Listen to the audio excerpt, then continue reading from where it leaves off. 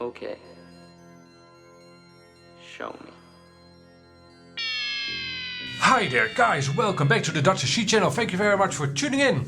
And in this video we're gonna have a close look at this the Nebula Pro from Caddx FPV. So this is a DJI digital setup and it's the latest iteration of the Nebula cameras. And we all probably know this camera here. This is the previous Nebula. It is a version 2. But it's not a very nice camera, as we all know. Yeah, it is digital, but that's about it. So hopefully this one is a lot better. And I'm gonna be doing this review just as much as for you as for me. See, for my future digital builds, I wanna know if I'd wanna opt for this one, the Nebula kit, or maybe the Vista kit.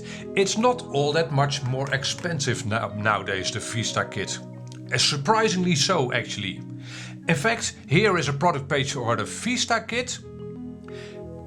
And here is a product page of the Nebula Pro. And as you can see, there's not much between them in terms of price. That might of course be different by the time you are watching this video. Go check it out. There will be links to both the Nebula Pro and the Vista kit in the description down below. And yes, those are affiliate links. I didn't get these sets for free though. I bought them with my own money. Just so you know. So we've already seen the difference in price. There is a difference in price, but it's minute in my humble opinion. We'll see whether this Nebula Pro is a lot lighter, maybe smaller, and then we'll check out the video feeds. I'll actually compare the two. So we'll do two flights at the end of the video. Let's see what you actually get. Alright, top to bottom, we've got ourselves a cherry antenna, the same as with the Vista kit. We've got also an adapter thing, and just like on the Vista kit, you don't get screws to actually mount the antenna. That's a bit of a downside or shortcoming, I think.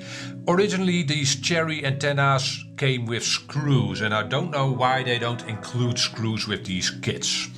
Then we've got the camera itself, which is already connected to the Vista kit or the RF kit if you want. And this cable, let me see, it is a bit longer.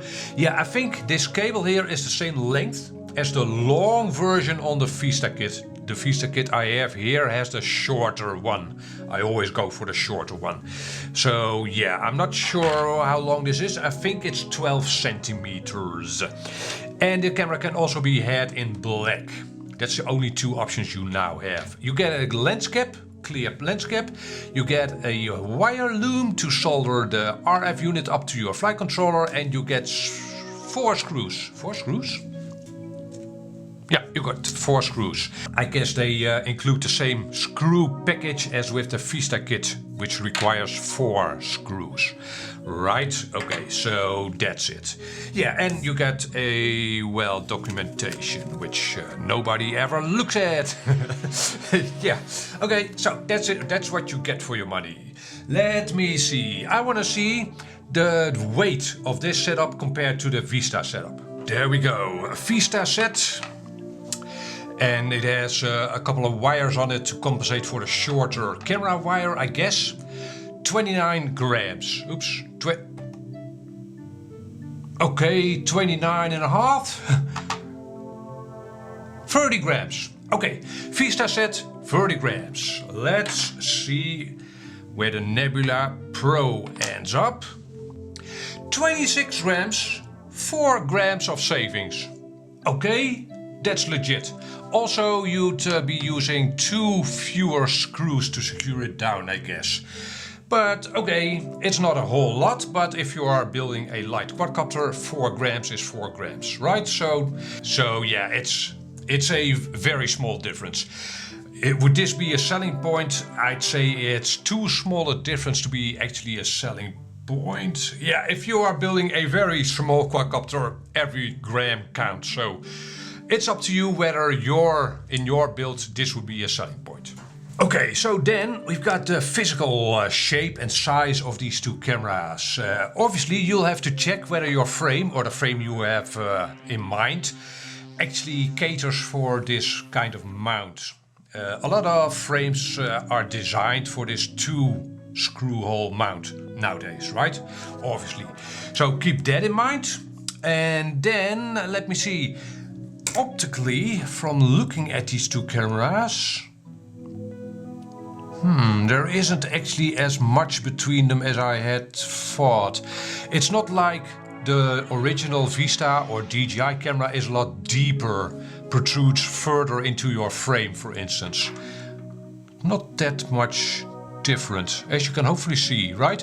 From the screw holes from your mount, it's not that much of a difference. At the front, the lens, there's a little bit of difference. A couple of millimeters at the front and at the back. And also, as you can hopefully see, the cable, the connecting cable to the air unit comes out the top, more or less, of the camera. Whereas on the DJI camera, it comes out the middle at the back. Keep that in mind. Other than that, I assume that both these cameras have a width of 19 millimeters. Is that true? Yeah, 19, and this is a square camera, 19 by 19. Okay, so hopefully at least the mounting width of these Nebula Pro cameras is also 19. Yeah, okay. All right. That should work out. And is it clear what the top and bottom on these? Oh, it's actually that's weird. The cable comes out of the bottom of the camera. Okay. Okie dokie. You can hopefully see that it can easily be taken apart if you want to replace a cable, for instance. Yeah. Okay, so yeah, it should fit most frames. And especially most frames that are meant for digital setups. So yeah, the weight difference isn't all that big. The price difference isn't all that big. Shape and size difference isn't all that big. Yeah, I do hope that this camera is at least as good as the Vista camera or the DJI camera. Let's check that out. Here we go. Alright, first up today is the Vista set, and I'm flying a self-built quadcopter, the Calypso 5, if you're interested. So, let's take, throttle at 0.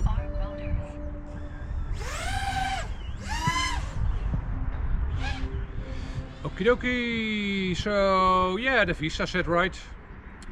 You've seen it all before, and regrettably it's a nice and sunny day. Well, regrettably. So yeah, for a camera test this isn't ideal because it's pretty easy on a camera.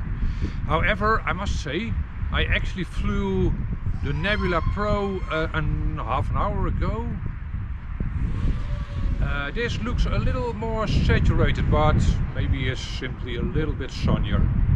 It is also very cold, by the way, approximately freezing.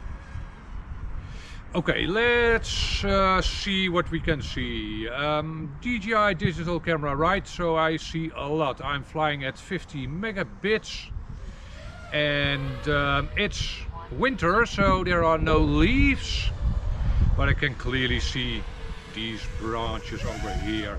No trouble at all. And if you follow my channel, then you know that there's one ominous spot at this field, and that's this.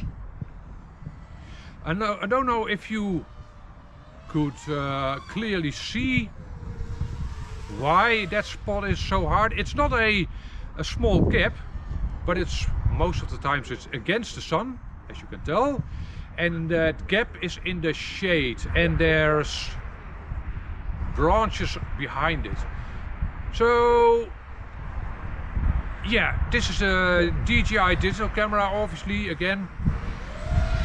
It is easier than with any analog camera, but still it's not super duper.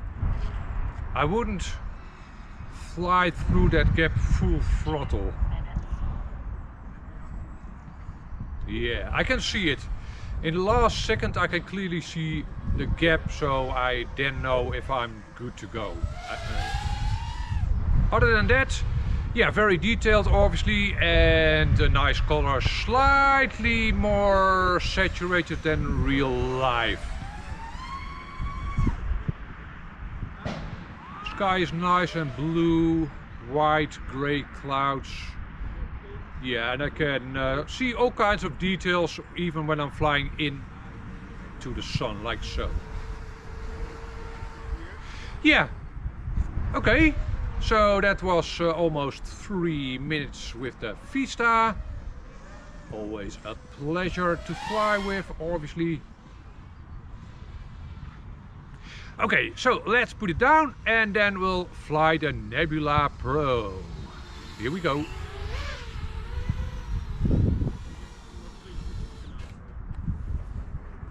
Alrighty, comparison test with the Nebula Pro. Here we go. And I'm flying the brand new Ditone L3 long range 3-inch quadcopter. So, okay, let's see what we can see. I am also flying this one at 50 megabits. So that works, I guess.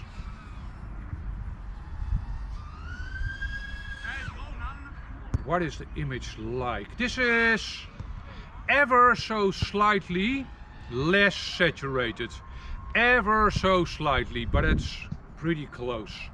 I guess they worked hard to get these two cameras close in image.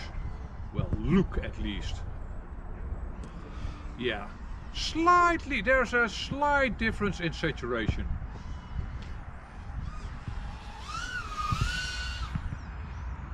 Okie dokie. This quadcopter, by the way, is very similar to what I just flew. And the battery that I have in this quadcopter seems a bit lackluster. What's up with that? This will be a short flight. Okay, so let's hit that gap over here. Actually, slightly easier. Let's try that again. It looked marginally easy. Yeah. I see a little more detail. I guess contrast is a little bit better. Okay.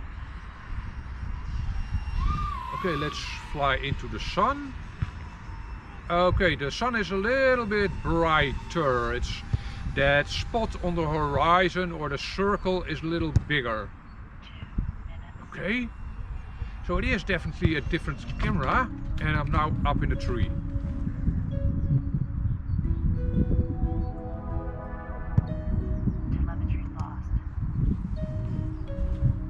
So that was a bit of an abrupt ending to that test flight.